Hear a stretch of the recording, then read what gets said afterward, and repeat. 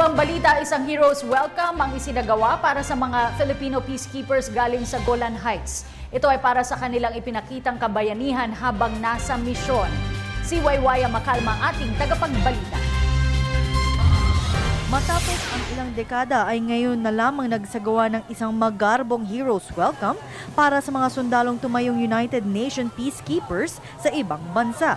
Sila ang ikapitong Philippine contingent sa Golan Heights. Mula sa Gate 2 ng Campo Aguinaldo ay mga estudyante ang sumalubong sa kanila at sila ay nagmarcha mula sa gate patungo ng AFP Grandstand.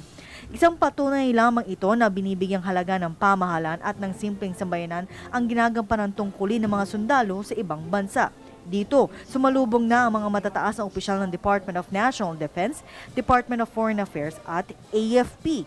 Maging ang mga asawa ng mga matataas na opisyal ng AFP ay nagbigay-pugay sa pagsabit ng bulaklak sa mga peacekeepers na pinangunahan ng asawa ni General Gregorio Katapang na si Wilma Katapang. Binigyan ng Military Merit Medal with Spearhead Device ang higit 30 sundalong naipit sa Position 68. Habang ang iba ay ginawaran ng Military Merit Award at ang lahat ay binigyan rin ng United Nations Medal. Para kay Captain Nilo Ramones, isang karangalan para sa kanya na makatanggap ng ganitong klaseng salubong mula pa sa kanilang Commander-in-Chief matapos ang halos 10 buwan sa Golan Heights. Malaking pasasalamat po namin, kasama po yung pamilya namin na ganito ho, hindi po namin inaasahan to na ganito pala kabongga yung salubong sa amin. Kaya mas lalo pa po naming gagampanan ho ang trabaho namin. Sa kabila naman sa nangyari kay Master Sergeant Nelson, isa sa mga sundalong naipit sa Position 68 ay nais pa rin niyang tumayong peacekeeper sa ibang bansa. Andun kami, parte na kami talaga ng Pilipinas, ma'am. Na nagpapakilala talaga, ma'am, sa buong mundo na ang Pilipino talaga, ma'am, ay mapagkakatiwalaan na tinatawag na magaling, ma'am, sa anumang bagay.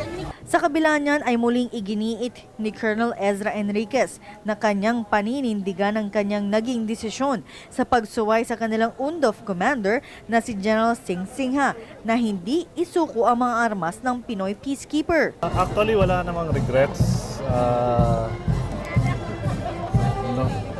Yung 40 natin na personnel are safe and sound, so no regrets for that decision.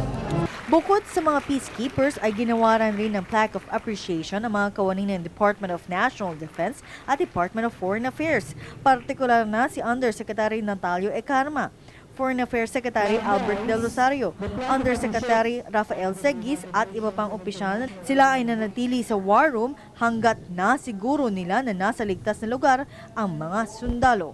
Para sa Telebisyon ng Bayan, Waywaya Makalma.